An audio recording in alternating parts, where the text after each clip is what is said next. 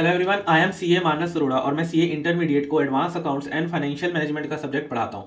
तो टाइटल तो आप लोगों ने पढ़ ही लिया होगा। क्या हमारी हैंड राइटिंग हमारे सीए एग्जाम्स में मैटर करती है? अगर वो मैटर करती होती तो मैं कभी सीए ना बन पाता।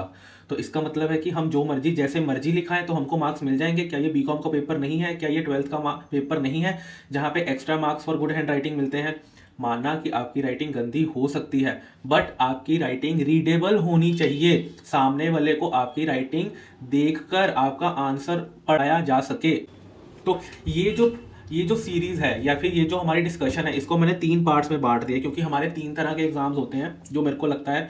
तो मैंने इनको 3 पार्ट्स में बांट दिया है। ये है पार्ट नंबर 1 उस सीरीज का और बाकी के 2 पार्ट इसको फॉलो करेंगे। तो सबसे पहले हमारे किस तरह के पेपर्स होते हैं? सब सबसे पहले हमारा एग्जाम होता है, कैसे तरह का एग्जाम होता है जहाँ पे टैक्स, या जैसे इंटर में सिर्फ टैक्स होता है और फाइनल में वो टैक्स अलग अलग 2 पेपर में बन जाता है, डीटी और आईडीटी। दूसरी तरह का होता है जी हमारे प्रैक्टिकल सब्जेक्ट्स जहाँ पे हमको सम्स सॉल्व करने होते हैं, वैसे के पेपर से हमको कैसी हैंड राइटिंग रखनी चाहिए। और थर्ड है प्योर थ्योरी। इन दोनों में तो फिर बच जाओगे गंदी हैंड राइटिंग के साथ, बट इसमें कैसे बचोगे आप? तो ये तीनों को हम डिस्कस करेंगे कि इन तीनों में आपकी क्या स्ट्रेटेजी होनी चाहिए हैंड राइटिंग को लेके। फटाफट से वीडियो को देखेंगे और खत्म करेंगे और देखेंगे कि हमको कैसे स्ट्रेटेजिकली चलना है। तो मैं अपना फाइनल का डायरेक्ट टेक्स्ट का पेपर आपको दिखाऊंगा कि मैंने वहां पे कैसी प्रेजेंटेशन करी है जिसकी वजह से मेरे को मार्क्स मिले हैं। तो ये है जी मेरा डायरेक्ट टेक्स्ट का पेपर जो कि मैंने मई 23 में दिया था। तो मेरे को कितने मार्क्स मिले हुए हैं? मेरे को 70 में से 47 मार्क्स मिले हुए हैं और मेरे टोटल मार्क्स थे इसमें 71। तो इसका मतलब है कि मेरे को एमसीक्यू में मिले हैं अराउंड 24 आउट ऑफ 30 और मेरे को 70 में से मिले हैं 47 मार्क्स। इसका मतलब है कि मेरे सिर्फ 23 मार्क्स ही कटे हैं टोटल डिस्क्रिप्टिव में। ठीक है जी। सीए फाइनल का पेपर है जी, पेपर नंबर 7 है जी। हमारे टाइम पे 8 पेपर होते थे, direct tax laws and international, ये हमारे एमसीक्यू हो गए। सबसे पहले आपको वो वाला क्वेश्चन सॉल्व करना है जिसमें आपको लगता है कि आपको बहुत अच्छे से आता है वो क्वेश्चन। आपको सबसे पहले वो वाला क्वेश्चन सॉल्व करना है क्योंकि इवन दो कि सीए का पेपर है बट सामने वाला तो ह्यूमन ही है चेक करने वाला। एक माइनर सा साइकोलॉजिकल बेनिफिट आपको मिल जाता है कि अगर आपके पहले 2-3 क्वेश्चन अच्छे चेक हो जाते हैं। तो मैंने सबसे पहले कौन सा क्वेश्चन सॉल्व किया है जी? Question number 4। क्वेश्चन नंबर 4 में मेरे को कितने मार्क्स मिले हैं देखेंगे जी आगे। क्वेश्चन नंबर 4 था जी मेरा टीडीएस और टीसीएस का क्वेश्चन। तो इसमें सबसे पहले मैंने क्या लिखा था? देखो ये मैंने लिखा है 206 सी। ये सी है, सबसेक्शन 1। क्या आपको ये रीडेबल है? नहीं, बट सामने वाले को पता है कि ये क्वेश्चन में 206C1 है। तो मैंने इसको मार्क कर दिया कि भाई देख मेरे को पता है, मैंने लिखा है। फिर मैंने लिखा TCS at the rate 5% to be collected on the turnover या ग्रॉस रिसीट्स। अब देखो मैंने टर्नओवर पूरा नहीं लिखा, मैंने T/O लिख दिया। तो आपको ये समझाना है सामने वाले को कि भाई ये टर्नओवर है। आपको उसको इंडिकेशन देना है कि भाई मेरे को पता है कि ये टर्नओवर है। पर आप ग्रॉस रिसीट्स को जीआर नहीं लिख सकते क्योंकि टीओ जनरली यूज किया जाता है टर्नओवर के लिए, बट ग्रॉस रिसीट्स के लिए जीआर नहीं यूज किया जाता। ये छोटी छोटी चीजें जो मैंने ध्यान रखी जिसकी वजह से मेरा टाइम बचा। मैं ये नहीं कहता कि आपको टीओ ही लिखना है, बट मैं सिर्फ आपको ये समझा रहा हूँ कि अगर आप फाइनल लेवल पर हो तो आप एक मैच्योर हो और सामने वाले को भी पता है कि आप एक मैच्योर स्टूडेंट हो तो आप ये लिख सकते हो। पर मैं इंटर लेवल पे आपको ये सजेस्ट नहीं करूंगा कि आप इसको टीओ लिखो। फिर ग्रॉस रिसीट्स मैंने लिख दिया individual HUF 1 crore 50 lakh preceding year. मतलब जो भी सामने वाले की आंसर शीट में होगा, जो भी सामने वाले की आंसर की में होगा, वो सब मैंने मार्क कर दिया। मैंने उसको क्या बोला? मैंने कहा भाई देख तो सिर्फ वो पढ़ जो मैंने मार्क किया है। वो सामने वाला क्या पढ़ रहा है? 2061 collected TCS 5% turnover gross receipts individual HUF 1 crore 50 lakh and preceding year. क्या मेरी राइटिंग रीडेबल है? बिल्कुल नहीं है। पर मैं सामने वाले को क्या पढ़ाना चाह रहा हूँ? मैं सामने वाले को वो पढ़ाना चाह रहा हूँ जो मैंने मार्क करा है, जो मैंने अंडरलाइन करा है। मैं उसको ये नहीं कहा कि तुम ये पढ़ो वो पढ़ो, सिर्फ उतना सा पढ़ो जितना तुमको पढ़ना है और वो मैं तुमको मार्क करके दे रहा हूँ। ये स्ट्रेटेजी है कि भाई मैं तुमको मार्क करके दे रहा हूँ। फिर नेक्स्ट पैराग्राफ में कहता तुमको कोई टीसीएस नहीं काटना अगर डेक्लेरेशन दी है कि तुम प्रोडक्शन मैन्युफैक्चरिंग या जनरेशन ऑफ पावर में हो। ठीक है। इन इन इस केस में क्या हो रहा है कि अब देखो अब ये ₹55 है, स्क्रैप ऑफ ₹55, ये एसएस लग रहा है बट है 55। मैं वही कह रहा हूँ ना कि आपकी राइटिंग अच्छी ना हो ये जरूरी नहीं है, पर आपको सामने वाले को बताना है कि आपको पता है। तो मैंने बता दिया कि मिस्टर बी एक मैन्युफैक्चरिंग यूनिट है, देयरफॉर कोई भी टीसीएस नहीं लगेगा, पर सेक्शन 194 क्यू लग जाएगा। तो मैंने उसको बताया 194 क्यू लगेगा 0.1% इन एक्सेस ऑफ 50 lakhs। और मैंने साथ में ये भी लिखा कि अगर पीटीओ कि भाई अभी आंसर पूरा नहीं हुआ है, कहीं यहाँ पे फाइनल मार्किंग मत कर देना, तो मैंने लिख दिया पीटीओ कि अगले पे आके मेरे को नंबर दो। तो मेरे को इसमें से 3 में से मिले हैं जी 2.5 नंबर, आधा नंबर कहीं यहाँ पर कट गया। ठीक है जी। तो ऐसे मैंने प्रेजेंट किया है अपना एग्जाम। फिर क्वेश्चन नंबर 4 का आगे वाला, अब देखो मैंने क्या लिखा। अब मैंने उसको ये नहीं कहा तुम पूरा पढ़ो। अब सामने वाले की नज़र कहाँ जा रही है? सबसे पहले सामने वाले की नज़र जा रही है अच्छा, does not file, return filing under section 139, commencement of previous year, expired. फिर मैंने पेनल्टी लिख दी, डिडक्शन ऑफ टीसीएस, मैंने वो सब लिख दिया जो उसके कीवर्ड्स हैं उसकी आंसर शीट में। मैंने उसको ये नहीं कहा तुम पढ़ो, मैंने सिर्फ इतना कहा कि तुमको पता है तुम्हारी सजेस्टेड आंसर में क्या कीवर्ड्स हैं, वो तुमको सब मिलेंगे यहाँ पे। तो आप देखो टिक टिक। और फिर यहाँ पे मैंने लिख दिया ट्वाइस द रेट स्पेसिफाइड और 5%। मैं चाहता तो उसको एक लाइन में भी लिख सकता था, ट्वाइस द रेट स्पेसिफाइड और 5%। तो मैंने इसको अलग अलग करके क्यों लिखा है? ताकि सामने वाले को ज्यादा निगाह ना लगानी हो, सामने वाले को देखते ही पता लगे अच्छा इसने लिखा है twice the rate specified and 5%। मैंने लिख दिया नॉट एप्लीकेबल, सीधा इस केस में उसको रिटर्न फाइल करने की कोई जरूरत नहीं है। फिर मैंने लिख दिया पीटीओ। फिर यहाँ पे मैंने लिखा टीसीएस का रेट कैसे, इसमें से प्रॉपर 3 के 3 मार्क्स मेरे को इसमें से मिल गए हैं। तो इसका मतलब ये है कि आपको राइटिंग का आइडिया लग रहा है कि आपको राइटिंग चाहे आपकी इतनी भी साफ नहीं है, बट इसका मतलब ये भी नहीं है कि आपको नंबर नहीं मिलेंगे। फिर नेक्स्ट देख लेते हैं जी, नेक्स्ट क्वेश्चन पर आ जाते हैं। सेम क्वेश्चन ही चल रहा है, अभी तक 4 ही चल रहा है, तो क्वेश्चन तो आप फोर्थ क्वेश्चन को देख लेते हैं जी फटाफट से। ये भी फोर्थ क्वेश्चन ही है जी। इसमें भी देखो ये भी टीडीएस का ही क्वेश्चन है। इसमें देखो मैंने सेक्शन लिख दिया क्योंकि मेरे को सेक्शन पता था, इमूवेबल प्रॉपर्टी का सेक्शन है, अदर देन रूरल एग्रीकल्चर है। तो मतलब कहने का मतलब ये है कि आपकी राइटिंग तो गंदी है, कोई दिक्कत नहीं है उसमें, पर आप देखो प्रेजेंटेशन। इस केस में ये मैंने ऊपर सारी प्रोविजन लिख दी, फिर मैंने लिखा केस, इन दिस केस नहीं लिखा, सीधा केस लिख दिया। रश्मि ने हाउस प्रॉपर्टी सोल्ड करी थी शालिनी को, कंसिडरेशन इतनी थी, एसडीबी इतनी थी, तो टीडीएस कितने पे लगेगा? एसडीबी पे लगेगा। यहां पर हो गया सीधी सी बात। तो मेरे को पूरे के पूरे इसमें से नंबर मिल गए। नेक्स्ट फोर्थ बी में देख लो, मैंने देखो अब पूरा नहीं लिखा, मैंने सीधा लिख दिया कैलकुलेशन ऑफ एएलपी। एएलपी क्या होता है? आर्म लेंथ प्राइस होता है, फाइनल में पढ़ोगे जो लोग इंटर में है। तो मैंने सीधा लिखा परचेजर बाय, ये सीधा मतलब मैं यहाँ पे ये नहीं लिख रहा properly purchases by Shalini private limited, भाई सीधा उसको समझ में आना चाहिए कि भाई आंसर क्या आ रहा है, ये सब सेकेंडरी है। अब आप खुद देखो एग्जामिनर ने टिक कहाँ पे मारा है, यहाँ पे मारा है। एग्जामिनर ने टिक मारा है 28.4 पे यहाँ पर, फिर उसने टिक मारा है 1.6 पे। उसने ये नहीं देखा मैंने क्या करा है क्या नहीं करा, मैंने यहाँ पे क्या लिखा है क्या नहीं लिखा, उसने देखो टिक कहाँ पे मारा, आप टिक देखो एग्जामिनर का। फिर मैंने उसके बाद क्या लिखा, बी पॉइंट जो मैंने उसने टिक करा हुआ है, एट देन उसने टिक कहाँ मारा, नो डिडक्शन अलाउड। क्या यहाँ पे उसने कहीं टिक मारा? नहीं, बट ये फिर भी मैंने लिख के दिया, इनकम एनहेंस हुई है उसकी, चैप्टर 6A।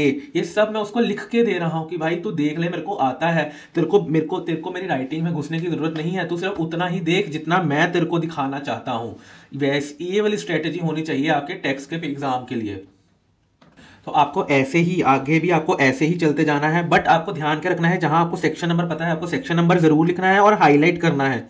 जैसे ये देखो एज पर सेक्शन 70A मैंने लिखा है नो पेनल्टी, तो जहां पर आपको पता है वहां पे आपको जरूर लिखना है। फिर ये एक केस स्टडीज वाले क्वेश्चन जो फाइनल में देखे जाते हैं, सबसे पहले मैंने क्या लिखा कि इशू क्या है, क्या दिक्कत क्या आ गई, फिर मैंने लिखा कि क्या हो रहा है, ये सारा मैंने इशू डिस्क्राइब करा है। फिर यहाँ पर क्या प्रोविजन एप्लीकेबल है, मैंने ऊपर उसको लिख के बताया कि भाई इस पैराग्राफ में तेरे को क्या मिलेगा, तेरे को इशू मिलेगा। और कभी भी बड़े बड़े पैराग्राफ्स आपको नहीं बनाने हैं, आपको छोटे छोटे पैराग्राफ्स बनाने हैं, जैसे ये 3-3 4-4 लाइन के, 3 लाइन का ये वाला छोटे छोटे पैराग्राफ। और अगर आपका आंसर रहता है तो पीटीओ लिखो, फर्क कुछ नहीं पड़ रहा है, एक प्रेजेंटेशन का पॉइंट है। और आपने जब भी कट करना है तो आपने सिर्फ एक लाइन से कट कर देना है, आपने ऐसे नहीं करना, या फिर आपने ऐसे नहीं करना, ऐसे ऐसे कांटे नहीं मारने, गंदा लगता है। आपको सिर्फ सिंपल एक नॉर्मल कट कर देना है। आगे जाके आपको वही बताना है सुप्रीम कोर्ट ने क्या बोला था, एनालिसिस और कंक्लूजन क्या है, ये सारा कुछ आपको यहाँ पे बताना है। और अभी भी आंसर खत्म नहीं हुआ पीटीओ।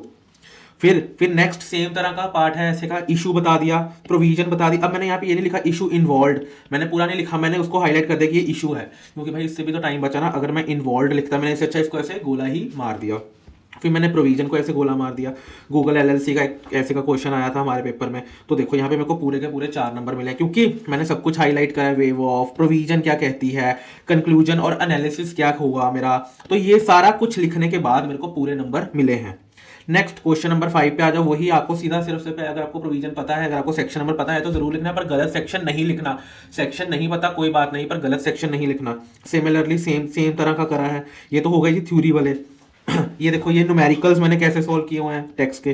कंक्लूजन मैंने क्या यहाँ पे कोई स्केल से लाइन मारी है? बिल्कुल नहीं मारी, मैंने सिर्फ हाईलाइट करा है every part, every month and part of the month. यहाँ पे मैंने कोई भी लाइन नहीं मारी, यहाँ पे मैंने कोई फॉर्मेटिंग नहीं, सामने वाला क्या चेक कर रहा है, सामने वाला आपकी फॉर्मेटिंग नहीं देख रहा, वो कहता है कि भाई तुमको पता है, पहला पार्ट, क्या तुमको पता है, हाँ, क्या तुम मेरे को बता पा रहे हो एग्जामिनर को, ये दो चीजें बहुत मैटर करती हैं। नेक्स्ट, नेक्स्ट वही आपका 56(2)10, मैं उसको बता रहा हूँ, मेरे को पता है सेक्शन 56(2)10, सेक्शन 13, मैं सब बता रहा हूँ उसको। फिर केस में क्या हो रहा है, ये सब मैं उसको बता रहा हूँ। एक लास्ट क्वेश्चन में आपको, क्वेश्चन नंबर 1 जो इंटर और फाइनल में दोनों आता है पीजीबीपी का, बाकी सब ये देखो, ये मैंने लिखी है सैलरीज कैसे निकाल रहा हूँ। मैंने यहाँ पे ये नहीं लिखा कि क्या सैलरी, मैं सीधा लिखा सैलरी की इनकम इतनी है, स्टैंडर्ड डिडक्शन 50,000 मिलती है वो मैंने माइनस कर दी, रेंटल इनकम 30% मैंने माइनस कर दिया, calculation of total income, house property इतनी, सैलरी इतनी, बिजनेस इतना। तो ये सब निकालते हुए देखो मैं लास्ट में आ गया, क्या यहाँ पे IFOS, अब इनकम फ्रॉम अदर सोर्सेज का मैंने IFOS लिख दिया, ग्रॉस इनकम डिडक्शन। तो कहने का मतलब ये है कि देखो उसके टिक कहाँ लगे हुए हैं, उसके टिक कहाँ लगे हुए हैं, देखो मैंने अब ये नहीं लिखा इनकम, अब देखो यहाँ पे मैं क्या लिख सकता था, इनकम फ्रॉम फिक्स्ड डिपॉजिट्स, ठीक है, ये भी लिख सकता था, बट मैंने क्या लिखा, इनकम FD के सामने हाईलाइट, सेविंग बैंक से कितना इंटरेस्ट आ रहा है, डिविडेंड कितना आ रहा है। तो ये इतनी लाइन लिखने में भी तो मेरा टाइम जाता ना, तो मैंने लिख दिया देखो भाई FD से इतनी इनकम आ रही है। फाइनल के लिए हाईली आप इसको फॉलो कर सकते हो, इंटर में आप तब करना जब आपके पास टाइम ना हो, पर क्योंकि फाइनल में आप थोड़े मैच्योर होते हो और सामने वाला समझता है कि प्रेशर क्या होता है फाइनल का। फिर ये क्वेश्चन नंबर 2A देखो, इनकम, इनकम मैं कैसे निकाल रहा हूँ, सैलरी की इनकम 23,50,000, मैंने स्टैंडर्ड डिडक्शन डाल दिया, मैंने ऐसे डाल दिया। अब देखो उसने टिक कहाँ लगाया है, उसने यहाँ पे टिक लगाया कि हाँ ठीक है, बिल्कुल ठीक बोल रहा है, ठीक है। अब वही बात है, सेम कैपिटल लॉस, अब मैंने यहीं पे लिख दिया कैपिटल लॉस तुम सेट ऑफ क्यों नहीं कर पा रहे, सारा कुछ मैंने इधर ही लिख दिया कि मैं इसको क्यों सेट ऑफ कर रहा हूँ। मतलब यहाँ पे मैं ये भी लिख सकता था नोट नंबर 1, फिर नीचे नोट पे जाता, फिर लिखता, मैंने साथ ही में लिख दिया कि भाई ये है, मेरे को पता है और मैं तुमको बता पा रहा हूँ, बस ये 2 रूल्स हैं आपके। नेक्स्ट वही, इसमें देखो पूरे नंबर मिल रहे हैं। नेक्स्ट ऐसी कैलकुलेशन ऑफ टैक्स में टैक्स कैलकुलेट कर रहा हूँ इसमें भी। नेक्स्ट पे आ जाते हैं, यही गलती हुई है यहाँ पे, चलो थोड़ी सी कटिंग हुई है लास्ट में आके, कोई बात नहीं, वही मतलब जो है वो सब का सब हाईलाइट हो रहा है।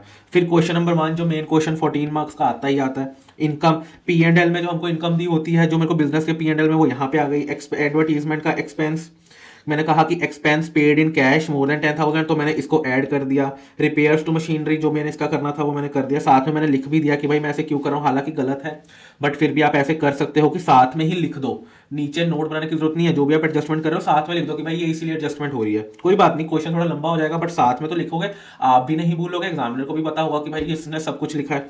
ग्रेचुटी का, फैमिली प्लानिंग एक्सपेंसेस, रिटेंचमेंट का खर्चा, और देखो waiver of corporate loan, loan इतना था, इंटरेस्ट इतना है, सब मैंने बाहर लिखा कि भाई कैसे हो रहा है। मैं इज एम आर तो मैंने कहीं पेपर में लिखा ही नहीं है, दिस दैट व्हाट इज, ये सब कुछ तो लिखा ही नहीं है मैंने, जो मेन क्रक्स है मैंने वही लिखा है।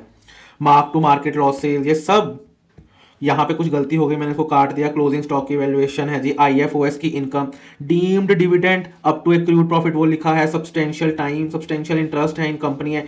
अब वो डीम्ड डिविडेंड क्यों है, क्योंकि सब्सटेंशियल इंटरेस्ट है कंपनी में 10% से ज़्यादा, वो लिखा हुआ है। Section 2 section 2 clause 22 sub clause E, ये सब मैंने यहाँ पे लिखा है। सेक्शन चैप्टर 6A की डिडक्शंस क्या है, और यहाँ पे खत्म हो जाता है। तो वही बात है कि देखो सबसे पहले मैंने कौन सा क्वेश्चन सॉल्व किया था, सबसे पहले अब आपको देख लेते हैं जी, सबसे पहले मैंने कौन सा क्वेश्चन सॉल्व किया था, क्वेश्चन नंबर 4 सॉल्व किया था, और मैंने कहा था जो क्वेश्चन आपको सबसे अच्छा आता हो आपको वही सॉल्व करना है। तो देखो मेरे को सबसे ज्यादा मार्क्स किस क्वेश्चन में मिले हैं, क्वेश्चन नंबर 3 में 13 मिले हैं, और क्वेश्चन नंबर 4 में 11.5 मिले हैं, मतलब 12 नंबर मिले हैं मेरे को 14 में से, और 3 में मिले हैं मेरे को 13 आउट ऑफ 14। तो ये दो क्वेश्चन मैंने सबसे पहले किए हैं, इसकी वजह से क्या हुआ, एक तो मेरा कॉन्फिडेंस ऊपर हो गया, और एग्जामिनर को साइकोलॉजिकली एक एज मेरे को मिल गया। अगर आप चाहते हो कि ये PDF मैं आपको शेयर करूं, तो आप मेरे को मेरे टेलीग्राम पे या इंस्टाग्राम पे मेरे को मैसेज कर सकते हो, तो ये मैं PDF आपके साथ शेयर कर दूंगा, ठीक है जी। बाकी पार्ट 2 और पार्ट 3 भी इसका आएगा, तब तक के लिए आप स्टे ट्यून रहिए, और इस वीडियो को लाइक करिए, और अपने सारे उन दोस्तों के साथ शेयर कर दीजिए जिनके अटेम्प्ट है अभी आने वाले टाइम में। और बाकी CA रिलेटेड कंटेंट के लिए आप इस चैनल को फटाफट से फॉलो कर लीजिए। Thank you very much. बड़ा